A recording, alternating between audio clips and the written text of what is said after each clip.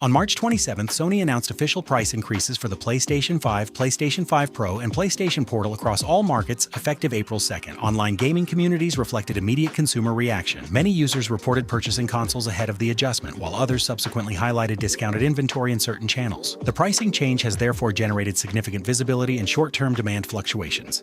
At a retail level, a PlayStation 5 priced around $650 raises broader questions regarding future hardware positioning, particularly for a potential PlayStation 6. Current speculation suggests a possible announcement in Q4 2026, potentially aligned with the Game Awards. And the game of the year is Astrobot. With a release window in Q3 2027 to coincide with peak seasonal demand. Under continued component constraints, including memory supply pressures, pricing could approach $750, broadly aligning with prior PlayStation 5 Pro positioning. Performance gains would likely follow an incremental model comparable to the transition from PlayStation 4 Pro to PlayStation 5. Okay, it's $500, you have no choice of carrier, the battery can't hold a charge, and the reception isn't very— Shut up and take my money! Overall, the next several years are expected to be a period of structural transition for the gaming industry. Supply constraints, inflationary pressures, and the gradual shift toward a new console generation are likely to shape both pricing strategies and product innovation cycles.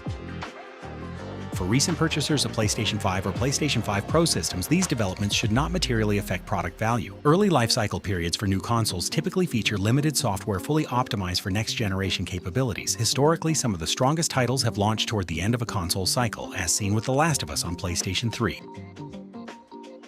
Parallel, industry attention continues to focus on a potential next-generation PlayStation handheld device. Unlike the PlayStation Portal, which operates primarily as a streaming accessory, this device is expected to support local processing. Market expectations place pricing below the current PlayStation 5 level, sub $650, with a likely range near $500 depending on competitive positioning against platforms such as Steam Deck and Nintendo Switch 2.